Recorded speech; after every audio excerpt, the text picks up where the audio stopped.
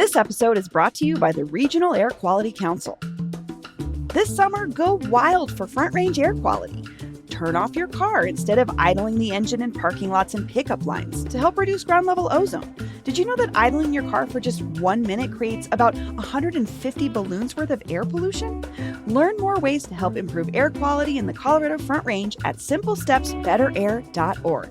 And you can sign up for summer ozone text alerts to know when it matters most by sending Better Air CO to 21000.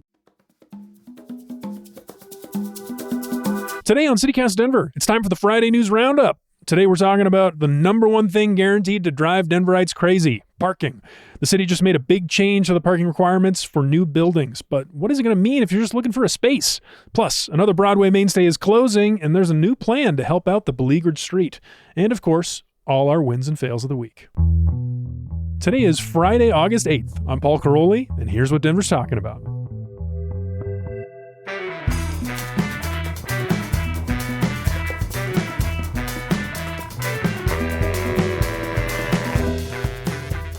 Welcome to CityCast Denver, the show that is stepping up now that 3 of Do Better Denver's anonymous contributors have been unmasked. But for some reason, she hasn't published any of my videos of people who don't know how to zipper merge. You really want to taunt them? No, I'm contributing. Oh, boy. Do Better Denver. Zipper merge. Oh, boy. They're out here getting people fired? I don't know. No, I think they're scared now. You think? Oh, yeah. Like...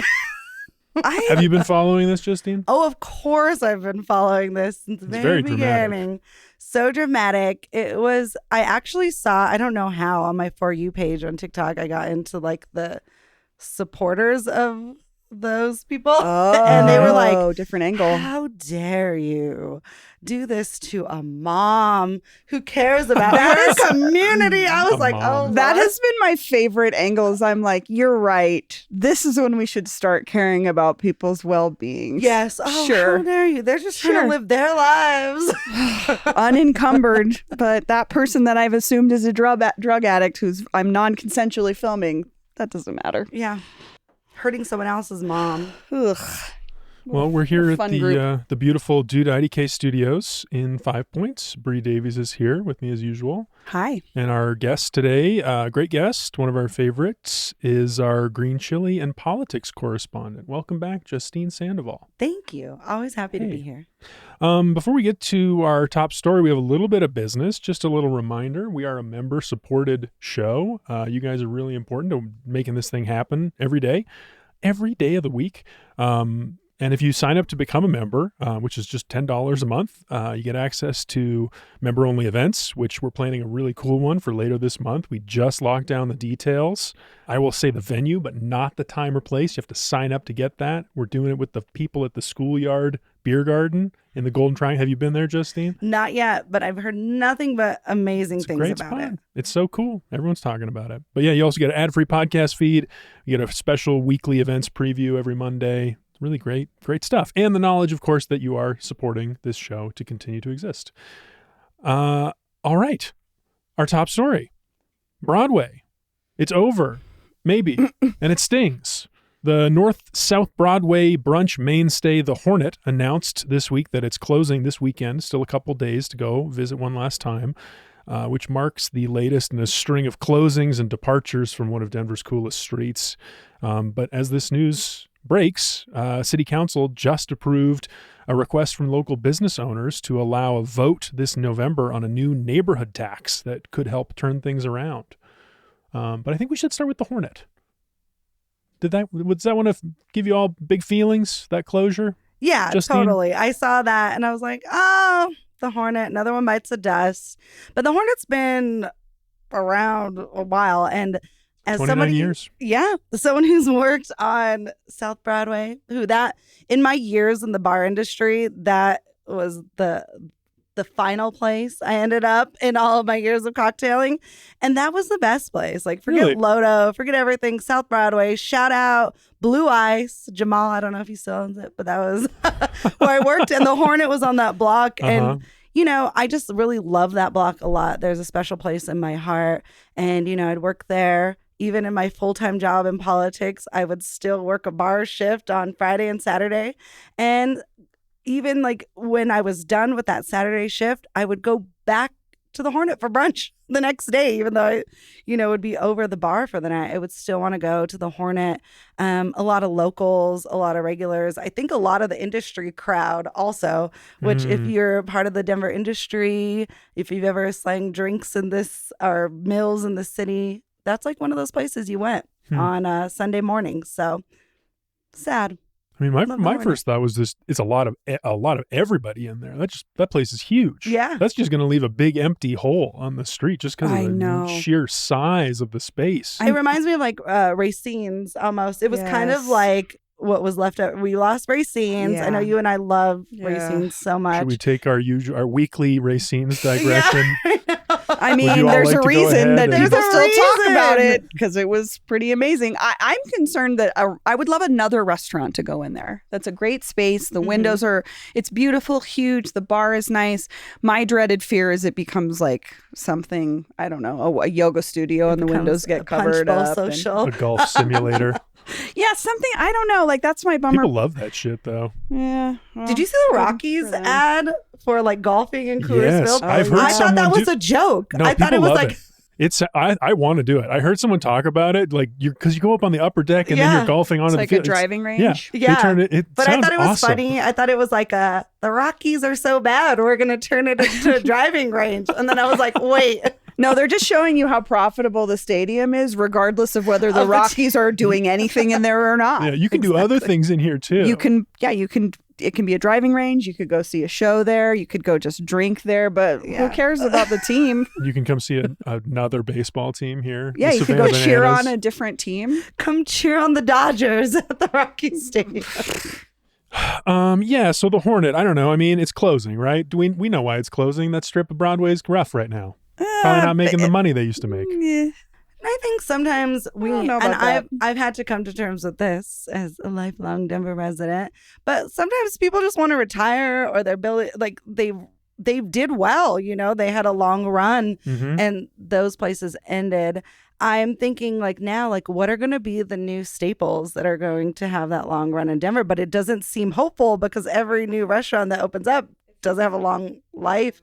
So I'm like, who are going to replace these diner type restaurants, these staples of Denver? I'll tell you, right on that block, we were talking about it yesterday, MacFam. MacFam's there. MacFam is banging. That place is always packed. Wow. They can do it all. So good, Justine. Okay. It's really good. The service is good. The atmosphere's amazing. It's such a great spot. It's funny, and Snooze is right next to it. And my mom sent me a picture yesterday. My son and my niece go to my mom's house every Wednesday and they go swimming and then they go to brunch. And that's my life. I know. Where's my invite? But the photo is of my niece Juniper in the booth at Snooze, and in the background you can just see the Hornet far away. And I was like, ooh, I think Snooze probably had a little bit of an impact on it, especially when we talk about brunch. But I'm with you, Justine. They didn't give any. I think Denver Gazette reached out to the owners for comment. There's not been anything really on their social media. So could be that they wanted to retire. Could be that rent. I think the building was for sale.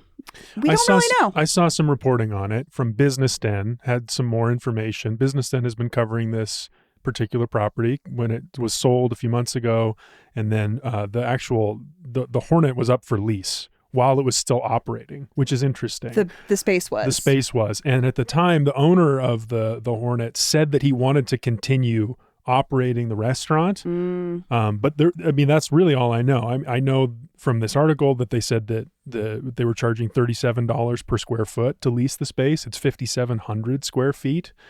So it sounded to me like, the other thing was Business Den kind of speculated that the sale of the property could result in higher property taxes, which would be passed on to the tenants. So even if they're making the same amount of money, they might have higher overhead, and that would make the business not sustainable. I think we've heard that from a lot of business owners, or a lot of restaurant owners too. Just the cost of doing business as a restaurant in Denver right now is expensive, and maybe it was their time to just say, you know what, I don't want to play this math game anymore. I think maybe that's even a larger conversation because this has been a thing. Like all these restaurants are shutting down.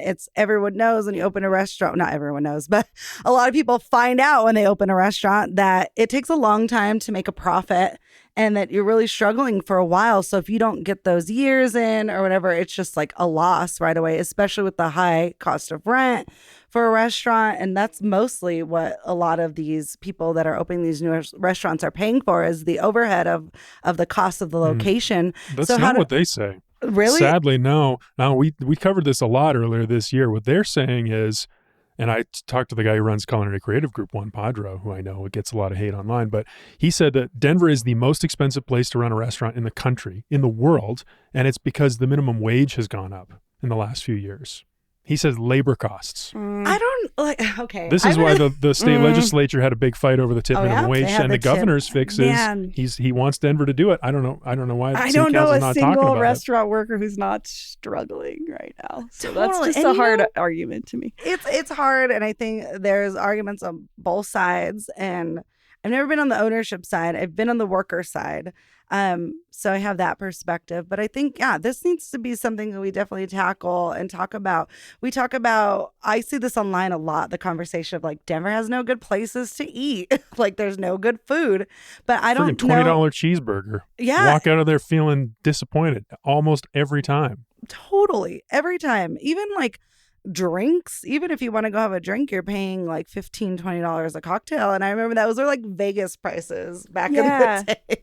And now just it's stay like, home kind of thing. Totally. And you're thinking about how you can, do that less. Like I want to go out. I want to go out every day. I want to be eating at every restaurant every day. But at this moment, like you cannot. Like you have to budget. Yeah. Truly. And I think so. It's not a lack of people wanting to go out. It's an economic reason, but also we really need to have conversations about our restaurant industry in Denver, so it's working across the board for everybody. Yeah, wasn't that restaurant that one they just opened in 5 Points, like Ruby Shoes or something? Within a week, the whole staff quit. The whole staff quit. It was all about people were owed money. Yeah. The chef is like suing the owner. It's wild. Yeah. I'm just wild. like, what is going on in Denver's restaurant scene?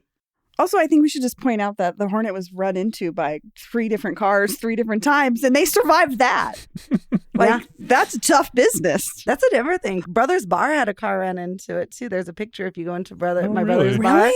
Yeah, like the 70s, someone crashed their car right into the road. Someone did that to my video store growing up and stole all the movies. So there was like that was part of their scheme. They to drove rob through the front of Video Movie Madness for all the VHS. Paul, in the shopping center where Basil Ducks is by your house, where the Family Dollar was, that's where my video store was, Video Movie Madness. And someone drove through the front, stole all the videos. So when they rebuilt it, it had bars on the windows. It was the only place in that whole shopping center that had bars on the windows. Like, I'm gonna get that copy of Drop Dead Fred. And then, you know what? Talk about independent small business. That was our buddy Jim and his boyfriend ran that thing. Just like that was their job. That was their whole livelihood. We had Sun Video. Northside Sun Video. 30-second lull. All right, let's talk about the other piece of this, which is this new special taxing district thing. It's a little bit esoteric. I mean, for people who know like city politics and development stuff, these things are old hat. But the Broadway Merchants Association has been working on this for a few years. And what City Council approved on Monday is their proposal to form what's called a General Improvement District, or GID, which is like a business improvement district. But instead of just imposing an extra tax on the businesses, it also includes some residents. The reporting says that this new tax on the Broadway area would raise about $1 million a year and fund things like private security, cleanups, marketing for the neighborhood. I know because I've talked to these people, the Broadway Halloween Parade, it's their hope for helping that survive is to create this tax and, other things like that, graffiti cleanups. Yeah. Anyway, what do y'all think this is going to mean for the vibe on Broadway? Because this feels like a big change to me. I'm 50-50 on this type of thing because the private security thing I don't love. It's just a part of bids and JIDs, though. That's generally what that kind of thing funds. And I know that folks there was that piece like that Kyle Harris did, a year and a half ago, maybe 2 years ago almost, about the struggles that some of the business owners were having along the strip with unhoused folks or folks maybe, just not being great patrons around the space. So, I mean, I don't know if this isn't like a magic bullet to me, but maybe it could help some of these issues that they're having in terms of like cleanup and signage and all that stuff. But is it also too little too late? Like, are we, I don't know. I was just thinking about this because the mutiny space was still boarded up during UMS. And I was like, man, that sucks. That's such a great corner for the neighborhood, for something good to go in there, and nothing has gone in there yet. So I don't know if this is the answer, but I do, thinking about the Broadway parade, I know that that's something that they've struggled with over the last couple of years, is it's so popular that they need more money for more barricades, more security. You know what I mean? It just costs more money. So if this could be something that could financially stabilize the Broadway parade, I think that's a really good thing. Mm-hmm. I happened to be talking to a friend of the show, former YIMBY Denver president Adam Estroff, shout out to Adam, who lives over there. He was at council on Monday testifying in favor of this JID thing, and also the thing we're going to be talking about in a few minutes. I know he did both. Yes. Hours apart. The meeting went so late. He was there and he testified at like 6, and then he testified at like midnight. Oof. Good for him. Which was like, wow. Civic duty. Commitment. Good for you. But he said what he's noticed on Broadway a lot, he's really excited about this change, and he hopes that it'll help with graffiti cleanups, which has been an issue. And also, like, there's these boxes where, like, wires are getting ripped out and maybe, like, harvested for copper or something. Like electrical boxes? Yeah, like electrical boxes. He just noticed these. And if you walk up and down Broadway, he told me you can see them. Yikes. And he's like, it's causing problems for all these businesses because people are doing, jacking this metal or whatever. And he hopes that just having eyes on the street, like this private security force, some people are characterizing this as like, how people feel about private security. But like, if there's just people out there 24/7 with eyes looking to prevent this, it'll lead to a better vibe. Yeah. I, as most people know, I'm not a fan of private security or like over policing, but I think that there's an opportunity here to create like a tailored security force that is not just like looking to move unhoused people along, but to identify issues and call the proper people, because they'll be the first point of contact, as opposed to just like having people be police down there. They could see like this person needs this and address it accordingly. So I think that could be a benefit. I think that we get weary of it because then we think about like Union Station and that private police, the RTD, that turned into, a whole situation where they were being more violent than the people that they were apprehending. So I think that it could be a good thing to have those eyes. I also think about if you go just a little bit more south down Broadway and hit the Inglewood area, about like where Brewability is, it looks so good there. They have these crosswalks. It just is like more appealing to go to. And as someone who loves South Broadway, I think that this type of improvement and this money here could really go a long way and kind of I love that like Denver. Inglewood is like doing it on South Broadway. They really and I think we kind could of bring eating that, our brunch. Yeah. And we for can sure. bring that this way. So I really think that this is good, and it's going to invest in what people want, businesses want. I worry that it will drive up property tax and rents again, so we get less mixed unique businesses, which is part of Broadway's appeal. Broadway is somewhere you can go eat, you can go to the bar, you can go buy really cool clothes, you can furniture store, all of these things on Broadway. So it's a very unique area. Love it. I just want to make sure that, that happens and it doesn't lose that, like, it's one of the last places I think it has that OG Denver appeal. I suspect that these business owners were hesitant because they know what the appeal is. They know the brand of the neighborhood, why people go there. And this is another thing Adam Estroff was telling me, was like, what does it say about Denver that these businesses are volunteering to tax themselves to make these things happen? That the city is not providing this. I think that says a little bit about something we talk about all the time, is what areas of the city are the city's priorities. Where does the money go? Where does the attention go? Right now, it's downtown. I can see where, I talk about this a lot with Colfax, but I could also see where Broadway's like, well, if you guys aren't going to help us, I guess we're going to do it ourselves. So I don't blame them. But talking about like the character of Broadway, Justine, do you remember, I was looking this up the other day, do you remember when they closed the Big Lots and it became Punch Bowl Social? Yes. So it was like 2012, and there was like all these bumper stickers like save Big Lots, like don't gentrify South. Yes. Okay. I Save remember Big all Lots? this. Oh, it was so ridiculous. Going back to the bar industry once again. I love this. It's like industry day. Everyone used to work in Lodo, and then once you got tired of Lodo quick, you went to They tried to rename it Sobo, Oh, that but was we so all went stupid. to work I at the saw Coal that on a real Club. estate website last night. Yeah, So, Sobo. it's so stupid. I've never heard a single person call it that. Sobo. Shout out Funky Buddha, all the co-clubs, Oh, boy. the church nightclub went over to Broadway. And then it became like a thing. So we all worked in those clubs. Punch Bowl Social opened up and everybody was like, I'm going to go work there. Really? All our bartenders, everyone ditched it. Whoa. Within a week, everyone was back at the church.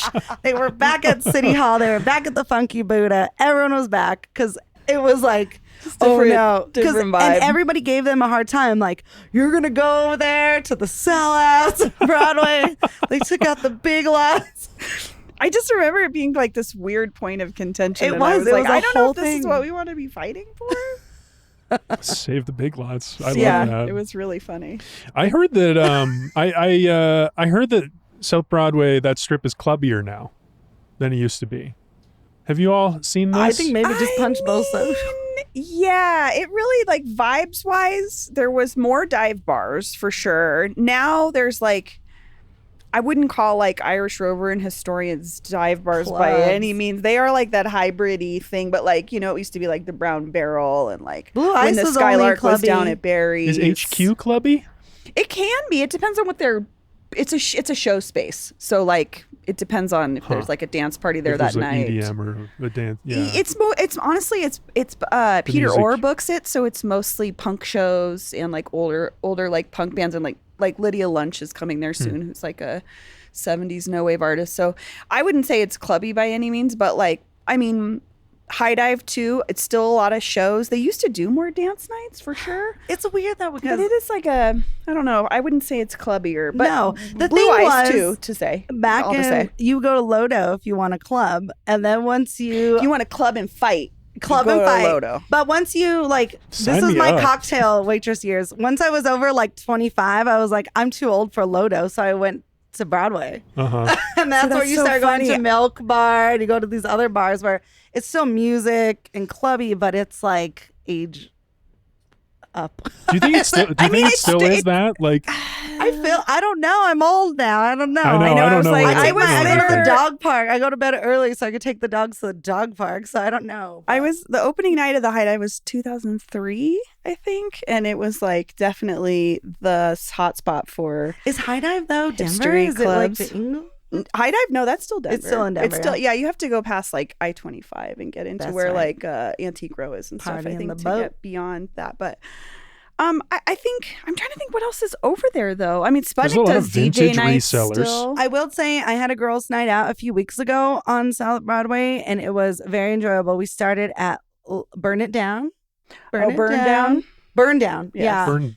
It's Old right there off LaGrue's. like off of right past Alameda Uh-huh. by the old Kmart. My partner said I give directions like a 90-year-old woman. I love by the old that. Kmart. I love by that the Kmart. envelope I love factory. that Kmart. Yeah. So by the old Uh-huh. Kmart. Okay, so you're burned down. We went and Burn then where are Down, you and going then we next? went to Desert Social up the street, which if you want, like, it looks like Tulum in Denver. Like, oh, it's man. actually really cool in there. That I That really sounds liked it. awesome. Totally vibey desert bar. And then we went up the street from there to the DeLorean. Oh yeah, that's a fun So bar. fun. Yes. It was a great That's a night, fun and bar. it was perfect for 35 80s to 40-year-old themed. women to enjoy their night out. We enjoy They Burn It play Down. great music in there. Totally. Oh, DeLorean loved it. So good. The drinks were really good too. So cute. But yeah, we got to do all the things down the bar, and it was like the vibe. It wasn't clubby. It was. I think there's just a more diversity of bar and nightlife stuff happening on Broadway versus like Lodo. Yeah. Lodo's one vibe. Again, it's always still a party and fight. I Yeah. think that's just how it's always going to be. Burn But Down was the youngest area we were in. Like those were like the youngest crowd there, and there was like music and partying.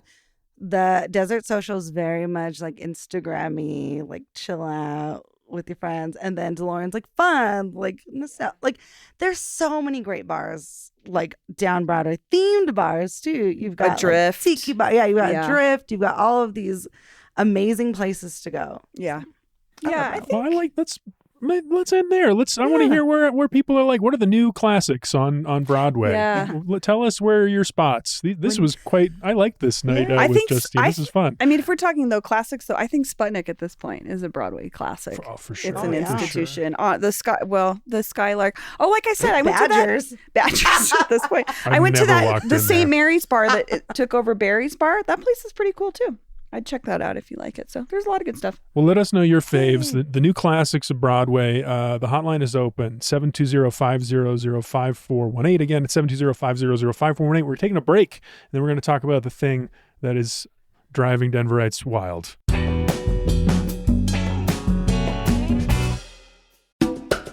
This episode is brought to you by MultiPass.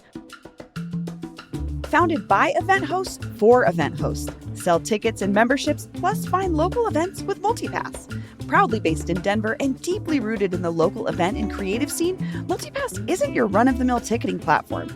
It actually provides space to build community around cool events happening in the city. When you buy tickets through MultiPass, it unlocks a chat feature that allows folks to connect directly with other people going to that event. Friendships could be made through MultiPass. I mean, how many other ticketing platforms could say that? Plus, it gives event producers the ability to build loyalty with their audience through membership management tools built right into the platform. I'm volunteering at a music festival coming up soon, and I'm going to talk to them and see if they're using MultiPass or not, because it's like the perfect DIY level thing that I, again, as a former events producer, would love to have had access to. So, see if I can introduce this. MultiPass is designed to help everyone in the event ecosystem win, not just the platform. Learn more at multipass.com. That's multipass.com. It's time to go over to our CityCast Denver neighbor and sponsor of this week's episode, Elizabeth Martinez with Porchlight Real Estate Group, for our weekly segment, Navigating Denver Real Estate, to answer all of your Denver housing market questions. This week's question is, I hear staging my home to sell is important, but why? Staging is so much more than making a home look pretty. It's a proven strategy to sell. According to a 2024 Home Staging Institute survey, staged homes sell 73% faster than non-staged homes. That speed matters when you're trying to stand out in today's market. But it's not just about timing, it's about the return. On average, staged homes sell for about 10% more than unstaged homes, which is a huge boost for a relatively small investment. Plus, staged homes tend to generate more competition, receiving about 50% more offers. And in a slow market, that all might mean you actually get an offer over your competition. That tells us buyers not only notice staging, but they respond to it. It helps them picture themselves living in the space, and that emotional connection drives results. This segment is sponsored by Elizabeth Martinez with Porchlight Real Estate Group. Have a question about Denver real estate? Use the link in the show notes to submit it. Elizabeth might answer your question in next week's segment. All right, we're back. We're back. Talking about a great recurring topic, regular topic. The thing drives Denverites wild more than anything else, parking. Because this week, the parking revolution finally came to Denver. As City Council approved a proposal to eliminate minimum requirements for developers to build a certain amount of parking spaces in new buildings, so they can now build however much parking they want. This has been a hot topic all week after Westward editor Patty Calhoun's comments about parking downtown on our show. We've been hearing voicemails. Thank you for sending those in. Thank you for the emails. The deluge this week. So we got to talk about parking. Because Patty said that there could be more parking downtown. Yeah, she wants a parking garage literally built on top of the parking garage behind the pavilion. We were like, okay. It's like, okay, great. But Justine, we have to start with you. I just don't know your take. Does Denver have too much parking or too little? Oh my God. One or the other. This is like one or the other. I need your answer. Too much or too little? just enough. Just enough. Okay. I don't know. It's hard. It's controversial. I cannot. I would say prior to like doing this work of where we talk about it all the time, and then prior to urban planning, I would have said we didn't have enough parking.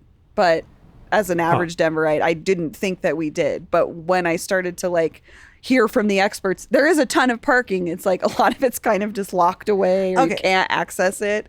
We have tons of parking. Yes, I believe that there is enough parking, I don't think that the situation has been dealt with correctly. I say this as somebody who lives I was gonna say your surrounded block. by this, and this is a very unique issue for my neighborhood. And I think of my grandfather. We're talking about because Curtis Park. Curtis Park. I am actually right across Downing, so I'm not in Curtis. I'm in Cole, technically Cole. I'm right on the wedge. Like I'm like, if anyone knows what Rhino Beer Garden is, I live Oh, right yeah, yeah. there on 30th and Walnut area. So we have several apartment buildings that have went up, and they even built a parking garage right there, a whole parking structure. Nobody uses it because you got to pay for that monthly parking. So they park all on our block, and there's limited parking for the people who live there. We also have a lot of people who like live multiple families in one house, who have lived like generations in one house. And so there are multiple cars for each house. The funny thing is, and I was asked to be on this committee to decide for the permit parking, and I didn't do it. So I try not to complain too hard because I was so busy. I'm like, I could have had a say in this, but I messed up. But they do permit parking on my block, and it's for the day though, when nobody's parked there. So it's not at night. So at night when everyone's coming home and nobody wants to pay for parking in the 5 apartment buildings they built, they all park on the block. This is what I. So we have nowhere I to think park. this is what gets to the crux of what people are concerned about who are against this change. Right? Is like if developers are not required to build a certain amount of parking spaces, is that going to happen to my neighborhood? Yeah. When you build a 'Cause 5-story people- building, people I'm in not Denver making this are good- argument. They're going to have a car because it's Denver. So Yes. you move into an apartment building, you're I going to have a car. mean- And if you don't have a space to put it in, you're going to park it on the street. This is what critics say. Yeah. And you know, for me, Some like critics. whatever, I'll park in my back alley, I'll walk around.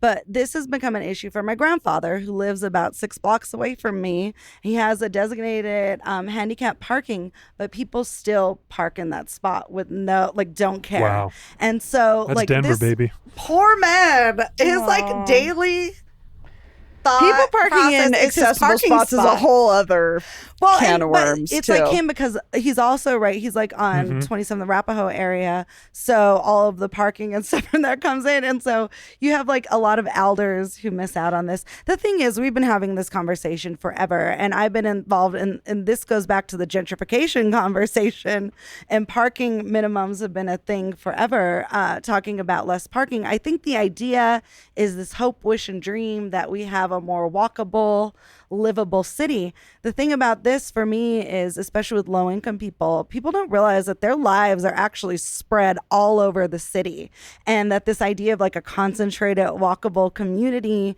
is like this eco chic thing as opposed to the reality for a lot of people. So you have a single mom who may be in one of these apartment buildings that, you know, is getting a good rate, but her daycare is across the city, and that's the affordable daycare. She works in And she Aurora, works in or- Aurora. yeah. So she needs to be able to go down and get in a car in the morning and like mitigate her life that is across the city. And the as transit opposed- lines are just not And good it's enough. not- It's yeah. just not I good was gonna enough. say, You have little that's ones. another It's hard argument. to put your little ones on the bus. Like maybe when they're older and they're more transit mobile themselves, it's different. If the bus even serves what you need for, though. Totally, And we I have- think that's some of the arguments. Again, I'm not making this argument personally. I just know that this is one of the arguments is like limiting parking should come with, and I feel like Councilwoman Sawyer maybe said something to this effect, should come with enhancements to the public transit system.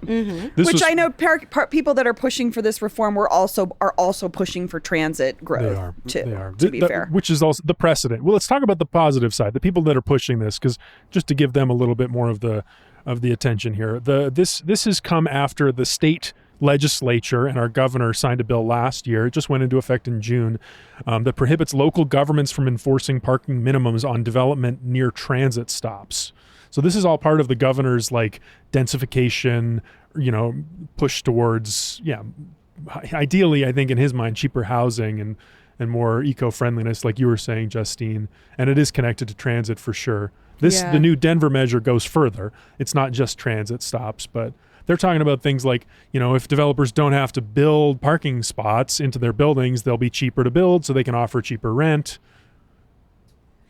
Which, My problem this with is all this- people like this stuff. I love those things. I love them. But as somebody who is like experience than the developers of Denver. There's no guarantee. They're always telling us if we take away these parking minimums, we're gonna have more affordable units. Yeah. That's the hard sell to me. Or the grocery store. I don't even like talking about the grocery store. It makes me upset. There's so much trauma because they've been promising us a grocery store over in Rhino over there. Oh yeah, forever. I just saw that another effort failed. Yep, another effort. They're going to build an apartment.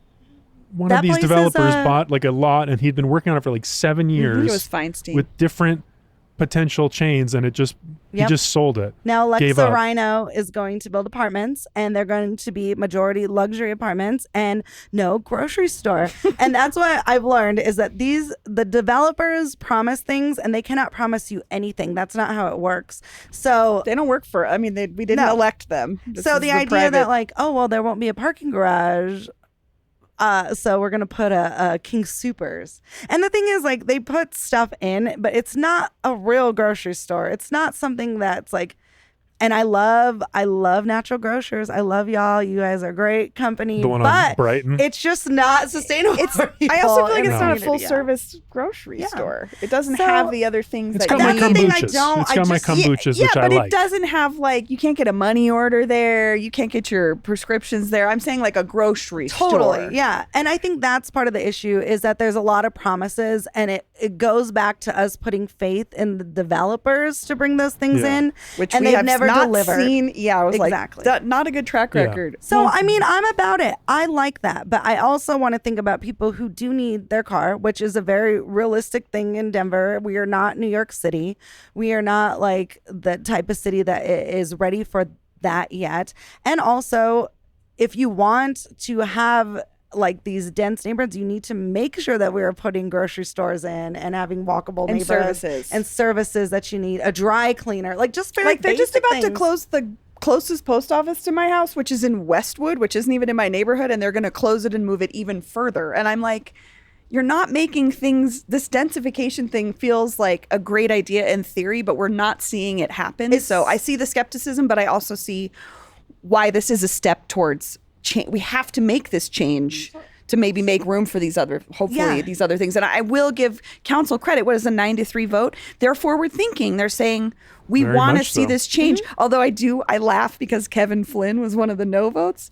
You want to talk about a district that has more parking than anyone? Go to Bear Valley. Half of Bear Valley is parking. Parking paradise. It's a parking parking paradise. So many choices. And it's for drive around with my Prius. That one I could do better. It's honestly such a bummer if you drive down Sheridan. It's all parking. Half of Bear Valley is parking. I was talking to my mother-in-law last night about this, and she was like, I don't parallel park. I just don't do it. That's crazy. I can't pull in for front first. I can only back in. Oh, I can only back in too. Yeah. It's but my you can preference. parallel. I mean, I can do anything you have to know out how there. to parallel where you live. Yeah. Yeah. Okay. So Kevin Flynn, we talked about Kevin Flynn. I want to talk about Kevin Flynn. He had a great quote in here. He's talking about distrusted developers. The other side of this whole parking minimums thing, getting rid of minimums, developers can do whatever they want. Like I said. Yeah. They're going to do it. So maybe the policy, as Kevin Flynn would advocate, since he voted no, he would actually prefer parking maximums to limit the amount of parking that developers can put in. His quote was, banks and lenders and developers have kind of set the floor for us when it comes to how much parking goes into these buildings. I don't think that doing away with this requirement because we think we can trust developers and bankers to do the right thing is the way to go. They're still building parking spaces, and they're still going to charge the rents that are required to recoup that cost. So he's saying if there was a maximum, a ceiling of how much parking you could build versus a in requirement. buildings versus a minimum, then that would actually help, set some standards and guidelines and a fair not point. end up with so much parking that isn't used. Okay, you know what? Kudos, Kevin Flynn. Kevin Flynn, he shocked me. I was talking smack about your district full of parking. I think that's a really good point because to Justine's point, we can't make developers do things, but if we can craft that to push them to we can make them do things. Well, right now it's merely a suggestion, right? Removing the minimums creates a Wild West. They can do whatever they want. That'll be interesting to see what. So the market decides. I'm mad, Kevin Flynn. Yeah. I mean, I don't know. None of us live in apartment buildings, and I'm trying to think about how when you go to look for a place, is that something that's important? Everybody I know was I looking mean, for a place with a personally, parking yeah, I'd spot. be like, I need to. And I don't drive that much, actually. Like, I'll be days I forgot where I parked my car. I'm like, where is it? I did that with my bike when I was living downtown. I forgot where I would put it because there's a bike storage room at the office and then the one at the apartment building I was living in. And I went around one day. I was just freaking out. I was calling the building like, my bike got stolen from the. You got to put an air tag on it. I biffed it. Yeah, I don't know. I just screwed up. I was not used to that lifestyle. I still drove though. We had a car downtown. I don't know if we would have gotten rid of it.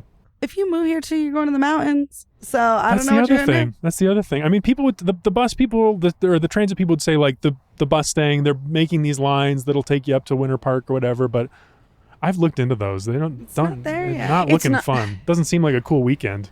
It's also like just not as ease. I mean, Yeah. that's the reality of being a car driver. Is it's about the ease. But I Yeah. do applaud City Council for making a step. I mean, I don't know if City Council would have done this 10 years ago. Mm-hmm. Oh, no I think way. it's a real evolution. I No, think it's really an evolution for Denver because we love parking. It's a parking revolution. I was serious. Google Donald Shoup if you want to learn all about where these ideas come from. He's the guy. R.I.P. High He died cost of earlier this free year. Parking. I have a take here on parking I'd like to share with you too. I came up with this earlier this week. So I feel about parking the way I think a lot of people feel about Menver. You know this It's a myth? phenomenon? Yeah. No, not that it's a myth. I think when it comes to Menver, you hear people who are looking to date a man, they are saying, "Oh my God, there's too many men." And then sometimes, and then that's a problem. And then sometimes you hear people say, "Oh, there's not enough men. Where do I find the men?" It's not And that that's a there's too many problem. men. I know. It's like Something you Justine, hear as the from both. expert You hear who's most both. recently been in the dating pool here. You feel like not enough? You know what it is? Okay, I've got it. It's like Menver, there's a lot of parking spots, there's a lot of men, Uh-huh. but not a lot of quality parking spots. Not Not a lot of This is men my that you point. want to date. Not Not desirable. This is my places point. you want to park and not men you want to date. Not desirable parking. You need one space that's right for you and there for you at the right time. Doesn't cost too much. Not a pain in the ass. I think I just talked to Jill Ocontori about this a couple weeks ago because she's working on this parking benefits agreement idea around Colfax with BRT opening up parking that exists. And I think that is part of the problem. I mean, this is not some new idea I had. This is what these folks have been working on for years. There's tons of parking downtown. Mm-hmm. It's just maybe not accessible because either people think it's too expensive, which that's debatable, or it's like a private lot. It's like, how many private lots do you see where you go somewhere and you're like, oh, I'm going to this thing in the evening and this business next to it is closed. There's 40 spots and you're not allowed to park in any of them. So it's a reimagining the usage of parking might help with this concern over the lack of parking is just showing what's available, which again, Jill's working on this. Many people are working on this. It's showing what's available, but it's also like there are Denverites have preferences. People don't like parking underground. Really? Yeah. You hear the complaints about Cherry Creek. They say everyone says no parking, but there's lots of parking. It's underground lots. And I was talking to the folks who run Bojo's, it's a pizza place. Yeah. Maybe you've heard of it. Maybe. They just opened a new one down by DU, and I've heard that it is struggling. And the guy who told me this was like, it's because people don't want to park in their lot. Everyone complains that we don't have parking, but we have a crap ton of parking and it's always empty, but it's underground. Huh. I'll I've never park heard that. on a roof. I'll park underground. I know. I'll I was park. going to You're say, happy to do it for no me, matter it's what? more like, what is it? Interesting. If it feels like exorbitant, if you're like charging me $45, no, I'm not going to do that. But to me, it's about price. Is it free? If it's free, I'll park Well, underground. I mean, I'll go 15 floors down. I'll walk up the That's stairs. so interesting. I've Okay. never heard that No, before. I wouldn't do that. Don't want is to there do an that. elevator? I do get more uncomfortable the deeper I go down. I in a mean, I garage. get it, but I don't know. I'm like, how many murdery spaces have we been in? What's another murdery parking lot? I don't wanna be in any women deal with murdery this all lots. the I park my time. car and forget about it. Don't know where it is, so what do I care? I'm parking. Forget about it. Above ground, below ground, all parking lots feel murdery to women. So I'm it like, doesn't where's really my matter. car? Okay, so I have to do one more comment we got on this. I know. Thank you for all the comments. We got a lot, and we Yeah, want we to hear did. more. But this one I have to share. This is from the CityCast Denver subreddit, a very cool place to hang out. This is from a user called Advising, who writes, "If the city wants people parking in garages, make the ones that exist more accessible and affordable." This is what we're talking about. They say 5 to 8 hours at the DCPA garage is now $16. That doesn't seem that That's bad. actually cheap. Yeah, I don't know. Sorry. But That feels like that's like a meter cost, You think? $2 an hour. $2 Yeah. an hour. Yeah, That's that's not how for 8 hours. traumatized we are. Like $16. That's great. Yeah. That doesn't feel bad. Not 50. It's under $20. It's fine. But then here's the part to share, just to follow up on the conversation with Patty. Advising writes, just check the Tabor garage parking for Cheesecake Factory dinner. The website says $5. Not bad. So I will caveat, if you've ever been in that garage, good luck figuring out how to get out of it and then figuring out how to get into it and then finding your car. Speaking of murdery some, I have some had of these a- garages are tricky. Yeah. Let's just say I had an incident in that garage once and it was hard to get out. Share, what happened? What are you talking about? We won't share this one on Okay, air. okay. But if you got to leave Fair the club enough. quick and get to your car, it's not the best garage. I'm just saying. See? Interesting. You got to have a getaway car. You don't have a. That's See, why I that's asked where someone you the other day missed. why they like. I'm like, what do people backing up into their parking spaces have to prove? Like, you're better than everyone. They're like, no, it's quick To getaway. get out. And I was like, oh, I I'm try gonna to do that backing anywhere up. I can so I can get out faster.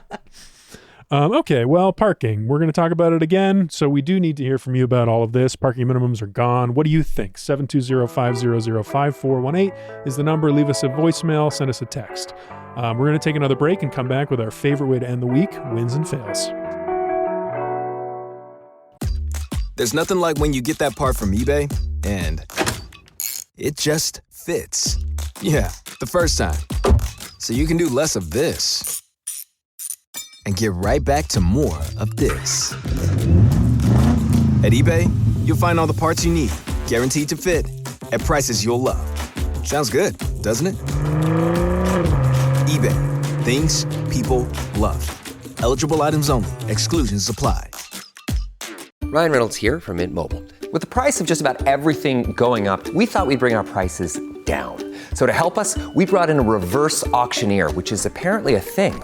Mint Mobile Unlimited Premium Wireless. How to get 30, 30, bit to get 30, bit to get 20, 20, 20, bit to get 20, 20, bit to get 15, 15, 15, 15, just $15 a month? Sold! Give it a try at mintmobile.com/switch. Upfront payment of $45 for 3-month plan, equivalent to $15 per month required. New customer offer for first 3 months only. Speed slow after 35 gigabytes if network's busy. Taxes and fees extra. See mintmobile.com. All right, we're back. Time for the best way to end the week, wins and fails, aka Rocky Mountain highs and lows. This is where we've each brought a recent local something that we think is a fail and another we think is a win, and we're going to talk about them. Justine, you want to start us off with a fail? Sure.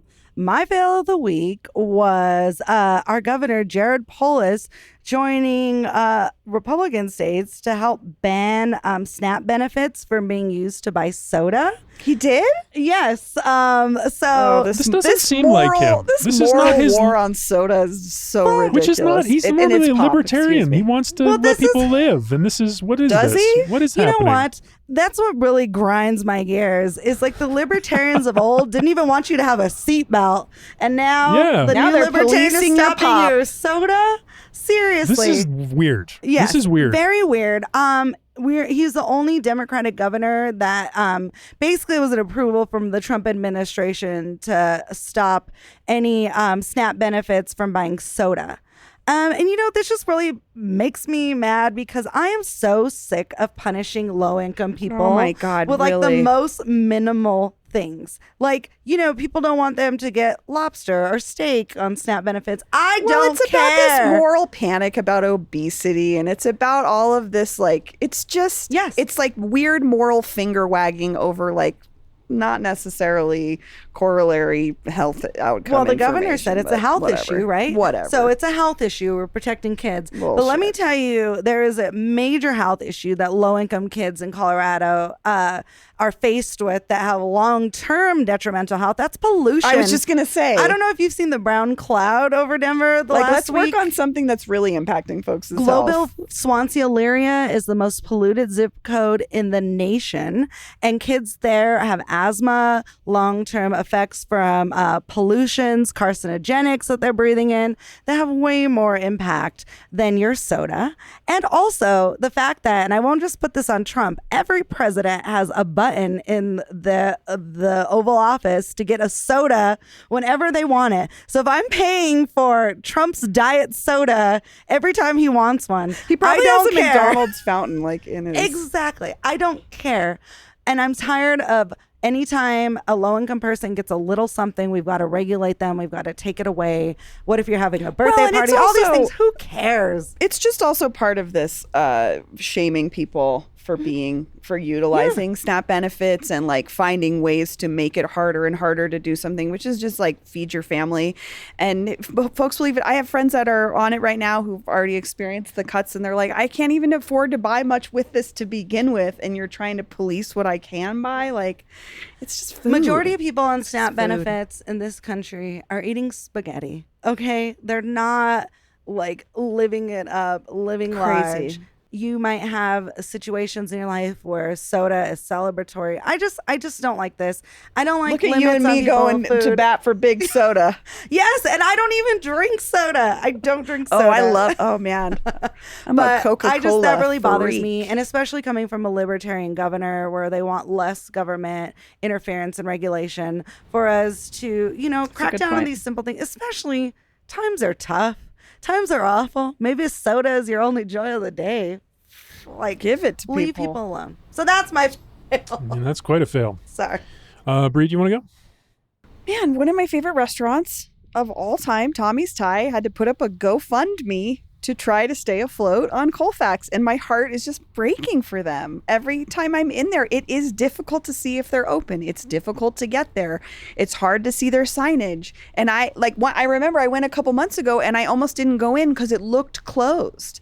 So I just feel for them. I'm bummed out. I understand, we've covered the Colfax BRT project at length, the greater good that is going to come out of this. But in the meantime, I don't know. I mean, the bigger post was obviously Pete's Kitchen had posted too that they're struggling.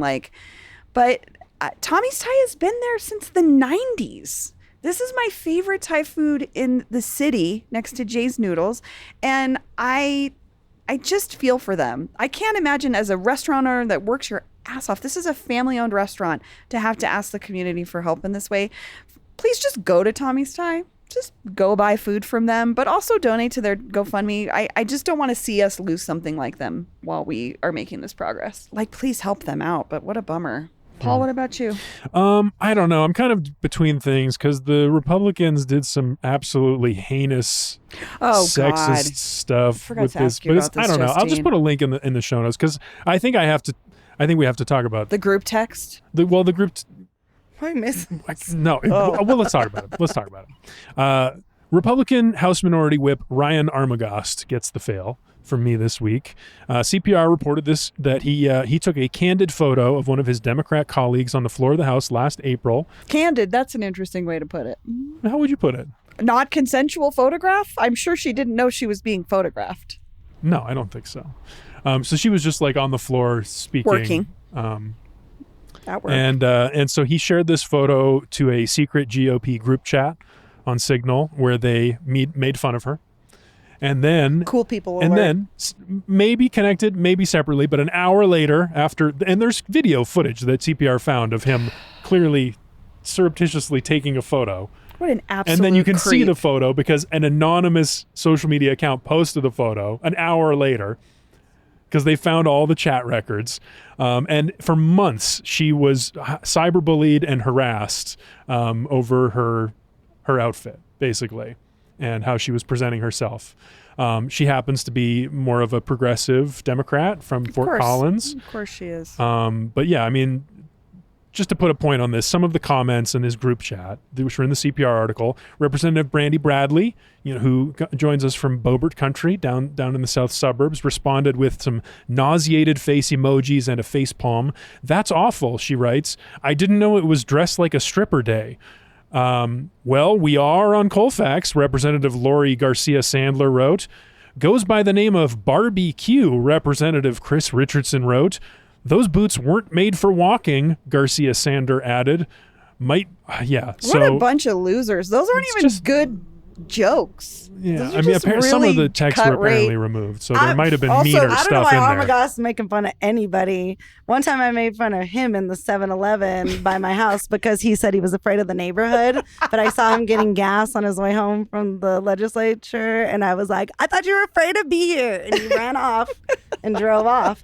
So, I mean, he's definitely someone who likes to dish it out on Signal, but he don't like to hear it to his face. Yeah, I'll what tell a you that bunch of much. As someone who losers. has confronted him several times.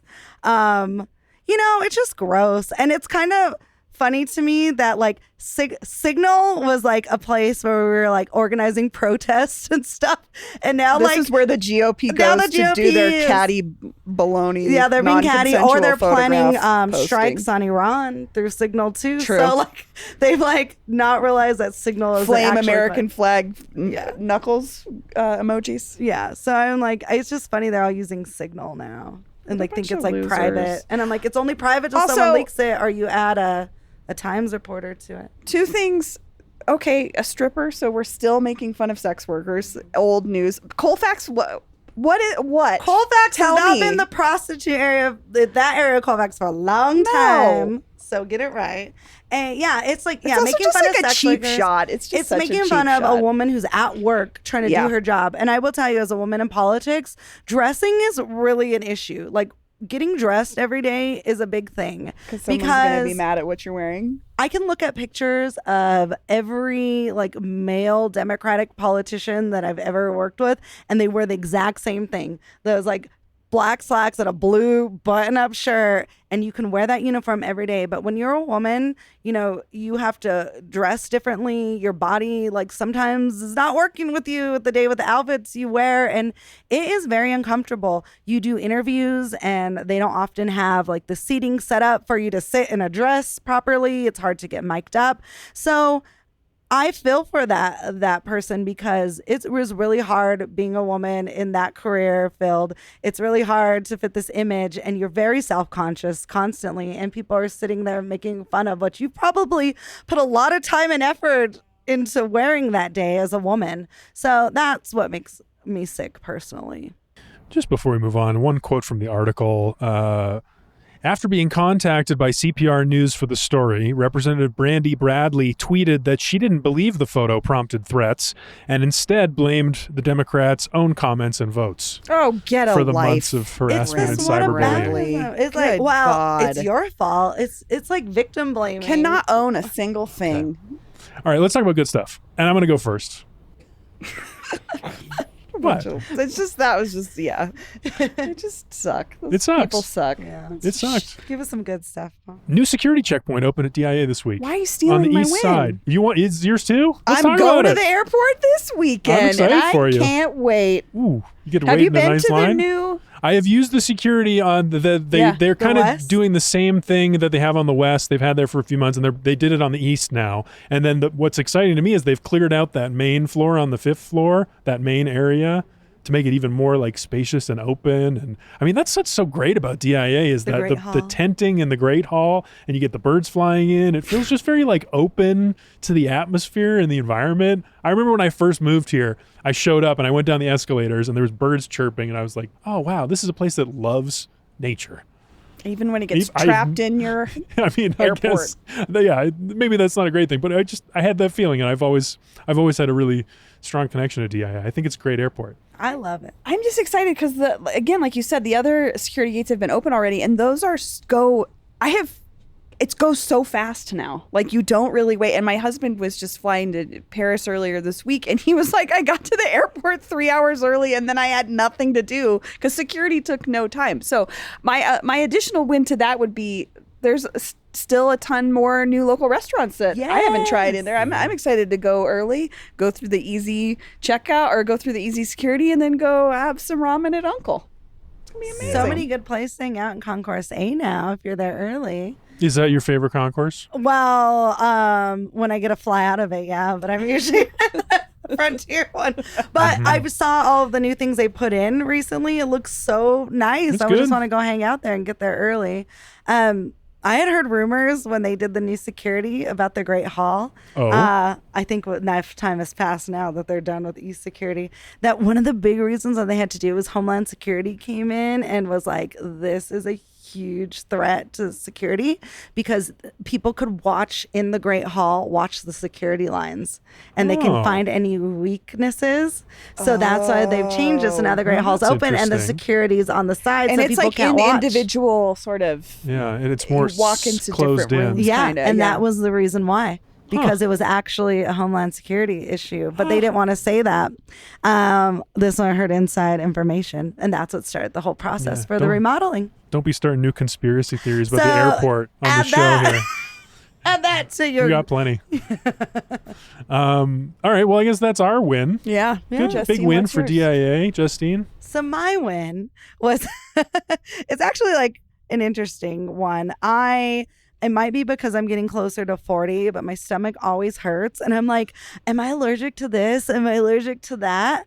And I'm like, have been thinking like maybe I'm allergic to gluten. So that's why this article caught my eye. But there is actually a gluten-free farmers market in Denver that I thought was really cool. And it's the Denver Celiac Club's gluten-free farmers market.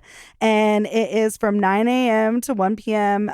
It'll be this Saturday, August 9th. And it's going to be every second Saturday from there on at 333 West Hamden Avenue. But basically, 3 million people suffer with celiac disease. And I didn't realize it's kind of like a peanut allergy. Like you can't have anything like that was deep fried in the same oil type situation. So, as somebody who has been recently dealing with food allergies, I was thinking about how many people that there are that deal with those things and cannot go to your day-to-day functions and feel like, And it's all at this one place now. Yes. It's a great idea. So anybody, and I love inclusions and safe places for people to be. So this gluten-free farmers market is a really cool thing for anybody who has celiac disease or children or family members to go there and have a worry-free day enjoying all of the things that a farmer's market has to offer. Good choice. Fantastic. Yeah, that sounds great. Fantastic. Okay, well, that's the smart. show. That's all for today here on CityCast Denver. Our producers this week were Olivia Jewel Love, Francisco Kilgore, and me, Paul Caroli. We record here at the Dude IDK Studios in 5 Points. Peyton Garcia writes our morning newsletter, Hey Denver. Abby Madigan does our social media. Bree Davies is our host. Our music is by Los Mocachetes with additional mixing by Tyler Lindgren. If you haven't already, subscribe wherever you get your podcasts. Follow us on Instagram and tell Brandy Bradley about us next time you see her. Tell that thanks, group. everyone. Tell that GOP group chat about us. Add us to the chat. You can support the show by joining that membership program we talked about earlier. Become a CityCast Denver neighbor for a low price. Get great perks and know that you're supporting local journalism that matters. Sign up at membership.citycast.fm. And you can sign up for our daily newsletter and learn more about us at denver.citycast.fm. Justine, Bree, thank you so much for joining me today. Thank you. Thank you.